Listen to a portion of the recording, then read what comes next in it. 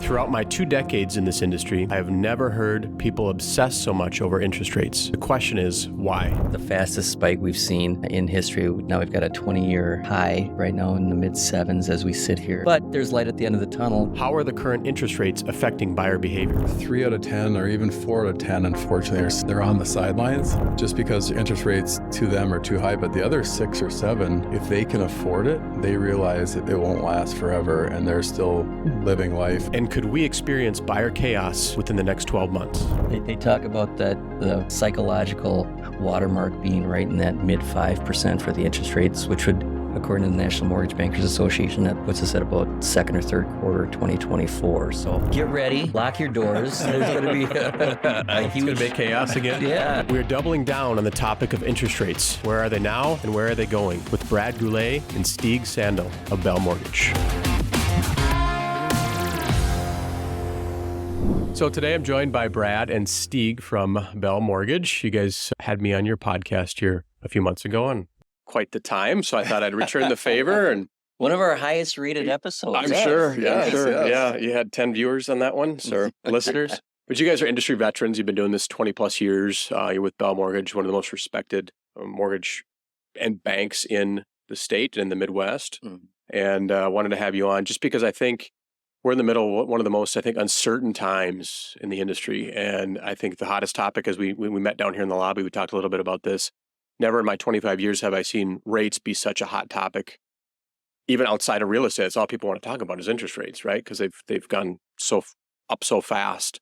So kind of tell me what you're seeing, how you're adapting, where it's been, where it's going. Just talk interest rates for a moment. Well, that's a great question, and it is a hot topic. And interest rates are on everyone's top interest level right now, would you say? But no, seriously, they've been a huge challenge for a lot of people. And, I think one of the big reasons why it's such a hot topic is because we're fresh off lowest interest rates in history. And then all of a sudden, we're at a massive spike, probably the fastest spike we've seen in history. Now we've got a 20-year high right now in the mid-sevens as we sit here. But there's light at the end of the tunnel. The National Mortgage Bankers Association came out with their monthly forecast actually last night, and they're forecasting us to be back in the 5s by first quarter 2024, and then slowly drop throughout 2024 into the low 5s, and eventually into the 4s in 2025. Really? So you heard it here first. You heard it first. Nobody's got a crystal ball, but that's nice to see. So I had one of your fellow mortgage industry experts on, 6 months ago, maybe it was. And there was this whole May 10th magic deadline that was going to happen and rates were going to come down. And they kind of said the same thing. And we kind of had a kind disagreement about where I thought the market was going. He thought it was, rates would go down, home prices would go up. This was about 6 months ago. My prediction was rates would go up, home prices would go down, the market would soften. It was a coin toss. I came out on the lucky end of the coin toss, and I'm right. I just feel like things right now are sluggish. And are you seeing a lot of, how are rates affecting your buyers' behavior right now? Are you seeing a lot of just wait and see mentality, or what does it look like?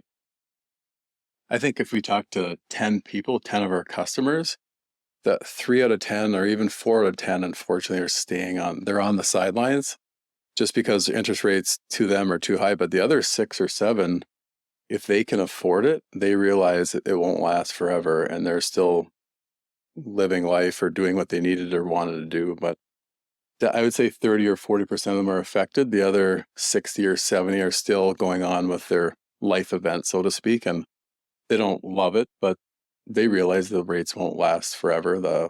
We should see a decline, and whether it's a year, 2 years, 3 years. But people are life's still happening. There's still action going on out there. It's strange. I feel like buyer demand is still up there. Yeah. And inventory is low. We're in this weird spot of the market where rates are high. It should be pulling people away from the marketplace, but it's not necessarily doing that entirely, right? No, we could sit at our office for 3 months and be busy still. We still go home.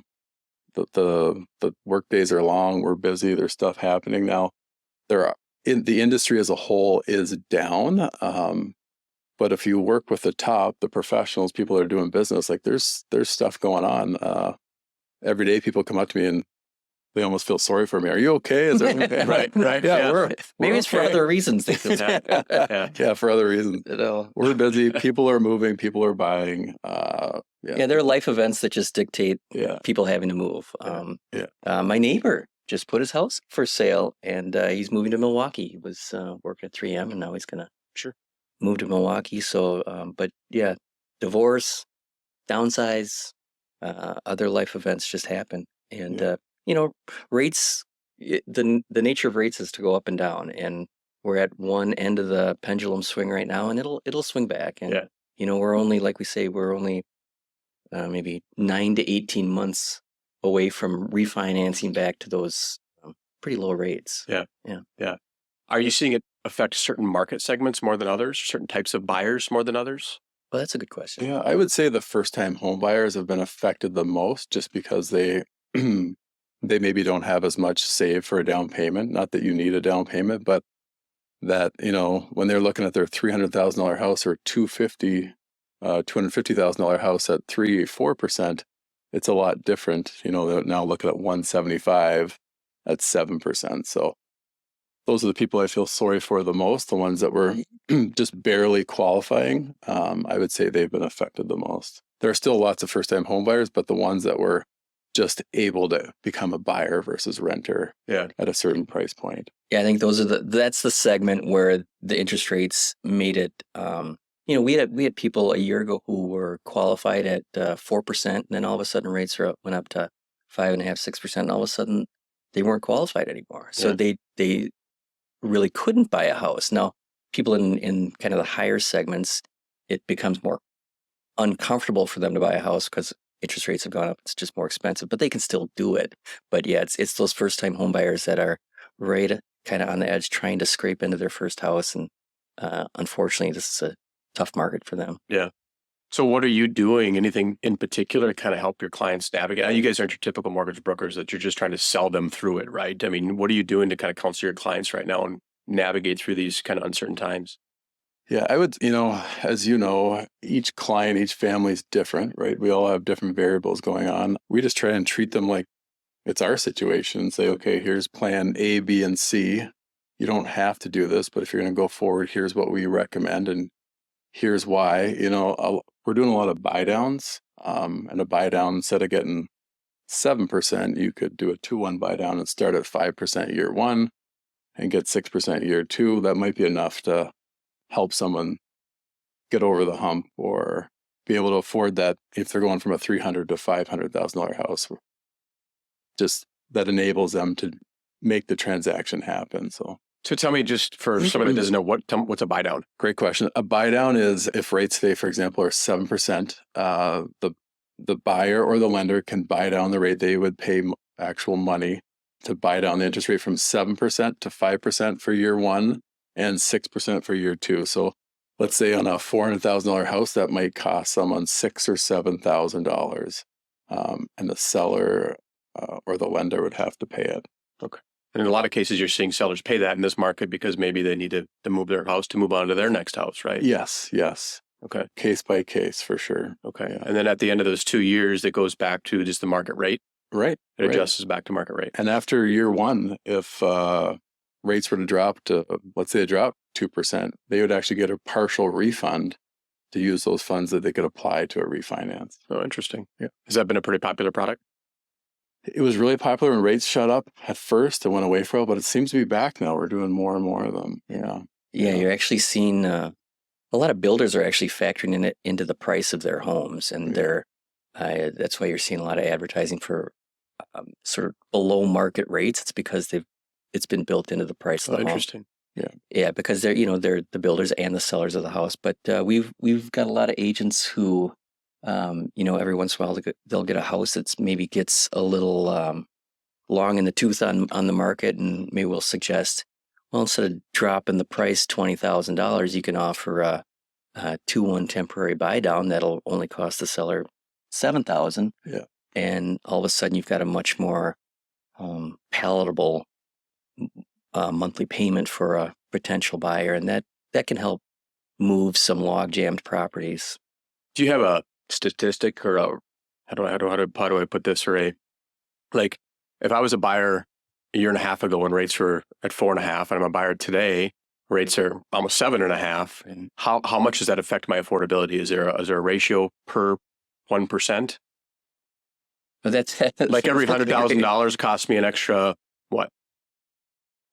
I was told there'd be no math. Roughly, how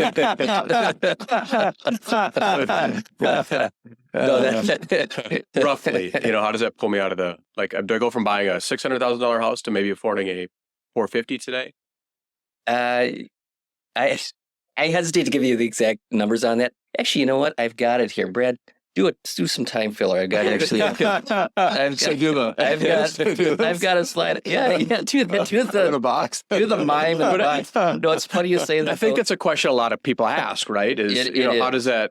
I mean, and that's what fueled the. We could shoot from the hip. That's what fueled. No, that's okay. That's what fueled the exact. Yeah, I've got it right here. So I just happened to have been at a seminar last week that was put on jointly by Fannie Mae and Freddie Mac and Bell Bank, where they were going over just this topic. And actually, one of your colleagues from NAR, a genius.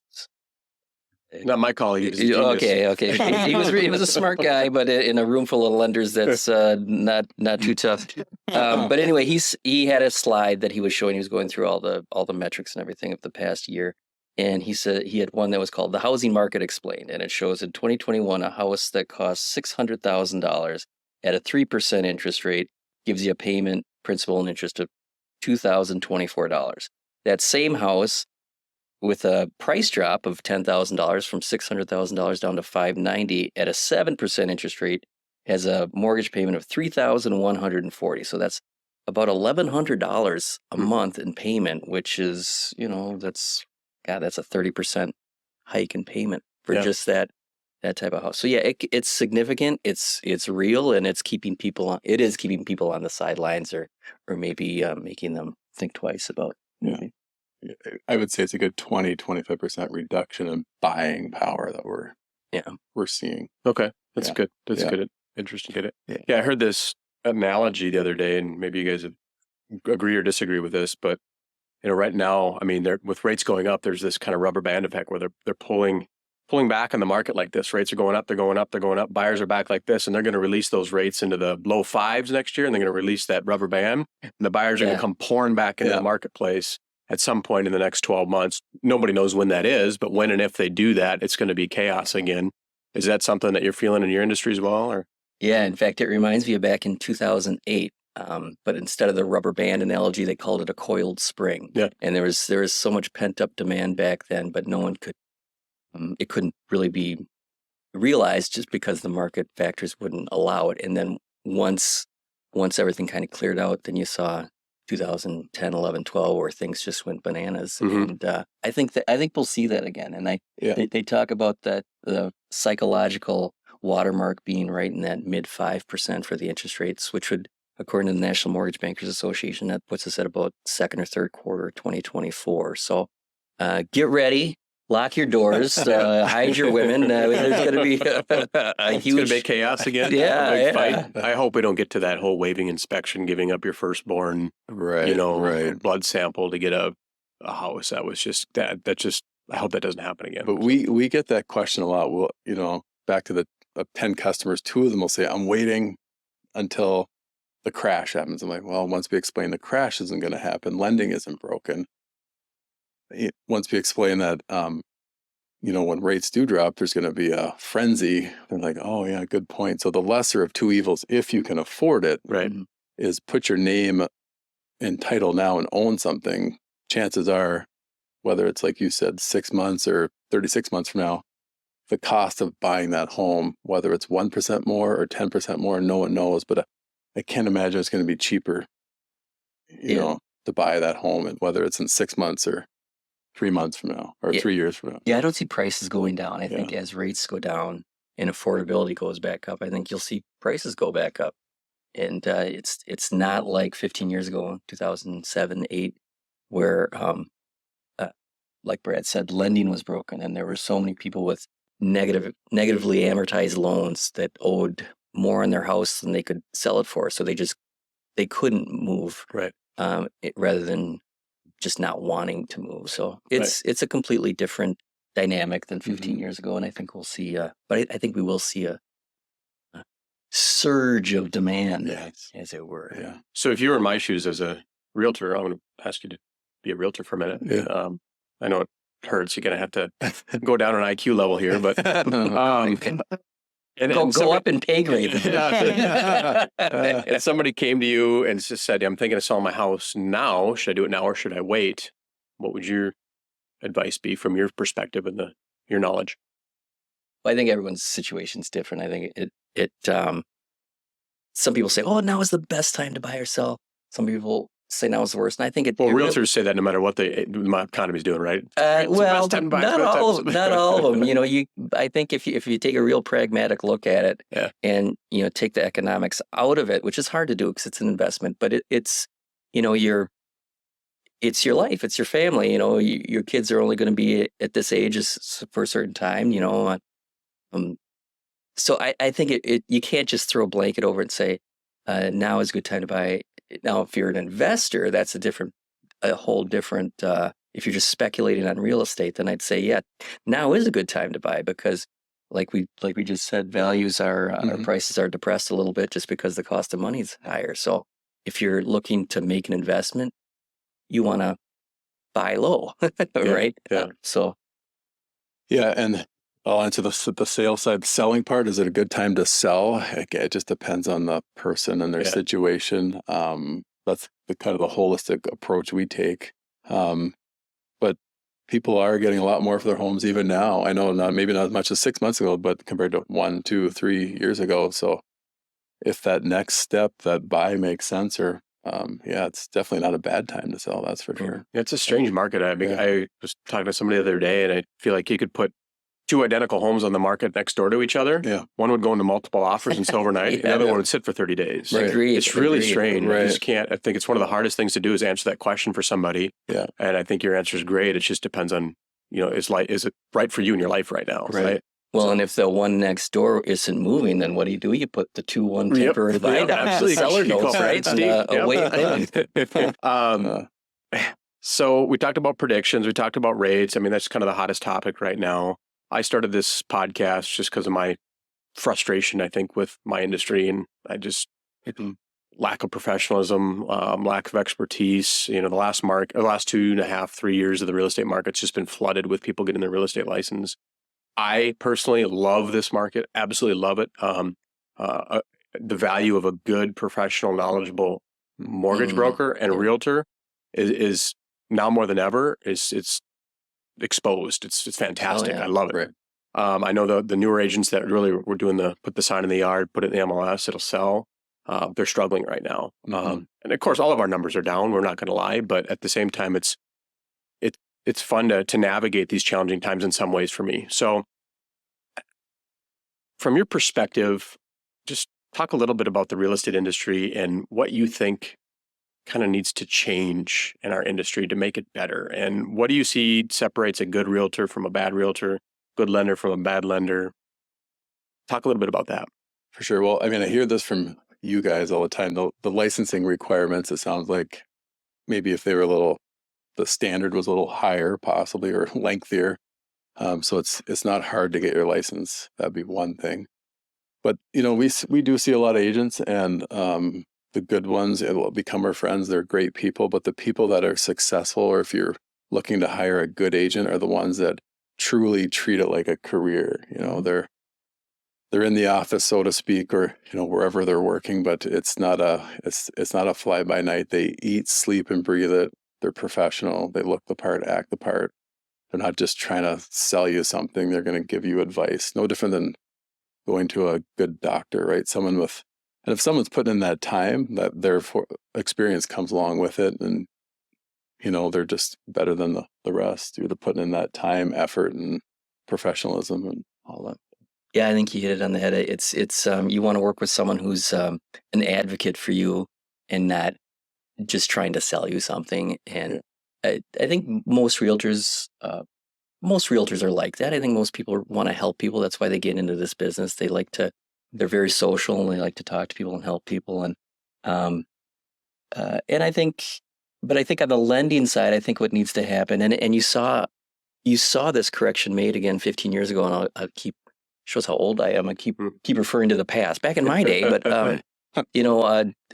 mortgage pricing and mortgage products was a big shell game, and lenders could so easily hide fees and inflate interest rates, and it was a little slimy, to be honest with you. And then with the Consumer Finance Protection Bureau and everything that happened there, we didn't like it when it happened, but what it did is it got rid of a lot of the shysters, I think, and it's made lending a little more transparent. But still, there you see lenders and some agents and even builders and stuff sort of trying to manipulate information to make it seem like they've got a better deal over here than someone else does. But what you need is on the lending side, again, an advocate, someone who knows how to spot, like I said, a shell game where it looks like you're getting something over here for nothing, but you're really not. And it's so you just need someone who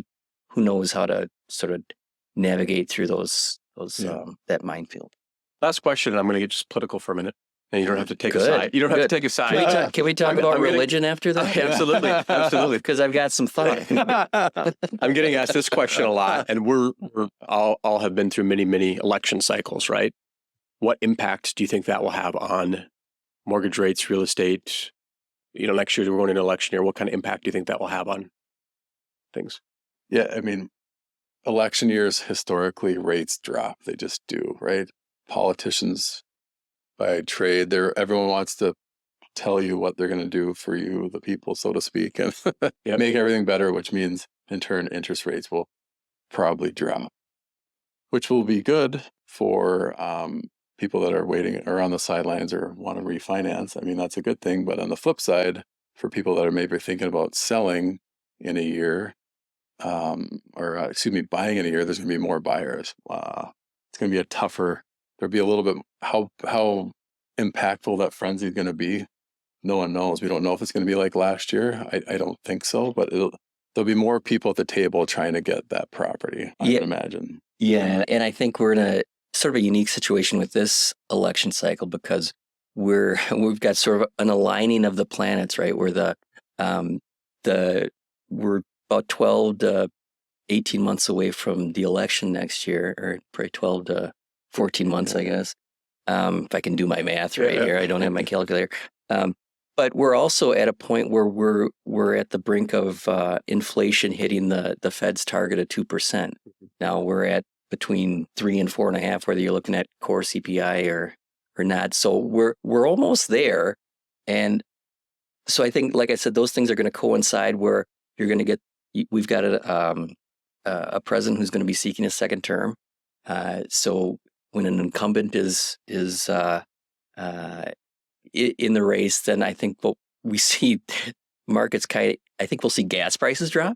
I think we'll see mortgage rates drop. Taking the words right out of my mouth. Yeah. And it's going to be all of a sudden we'll look how good the economy is, and that's not to say that about Democrats or Republicans. No, it's just election years. That's just how it happens, especially when an incumbent's running for their second term. Yep. And we've got a situation where inflation, I think, will be well under control at that point. And who knows if we'll be fighting a recession? That comes into it as well. That'll certainly drop rates, and so we'll see. But yeah, I think, and I think you can see that with not only the National Mortgage Bankers Association's forecast, but also NAR, the National Association of Realtors. They're sort of consistent. They're not completely in agreement with the mortgage bankers, but they see rates coming down as well. And I think most of the experts the talking heads on TV and everything say the same thing. So yeah, I think we're definitely going to see a rate dip here coinciding with the election. Yeah, I think to your point, I think rates will come down. I think gas prices will come down. A gallon of milk will come down, right? We start to get inflation under control. Like you said, no matter who wants to get back into the White House, the media is going to start reporting positive things, and the consumer listens to the media. And when the media starts saying it's going to be okay, they're going to get back off the sidelines and kind of take a sigh of relief and start buying again, and start spending money again. So I agree, and that's kind of what I wanted to get out of this conversation. I think as we go into next year, I think that rubber band effect is going to be real, and I think it's going to be pretty hard come second half next year, especially. Right. So. Yeah. I'm glad that we got this in the can, as they say right now, because we're going to be too busy a year from now, Right. to Right. sit down and have some soda pop and talk here on the. And we'll open this up in next year, and we'll all be wrong. So it'll be We'll be at 18%. We'll be standing in soup lines. And, We'll be selling. Who knows? But it's fun to predict. It's fun to guess, and I anticipate a good year. I appreciate you guys coming on, taking 30 minutes to chat with me, purely about interest rates and the economy. And it's good to have an industry experts like yourself give some perspective on what may or may not happen. Maybe I can have you back a little bit and get a little bit more personal and talk a little bit more about your background and expertise, if that's okay. Sure, yeah. I agree. What an honor and a pleasure it's been for you to have us here. And we can't wait to come back. Yeah, just like when you were on our podcast, it was, like I said, it was one of our best ones. So yeah, we really appreciate it. We love to sit down with you. So it's fantastic. Great conversation. Thanks for having me. Thank you guys. Thanks. Appreciate it.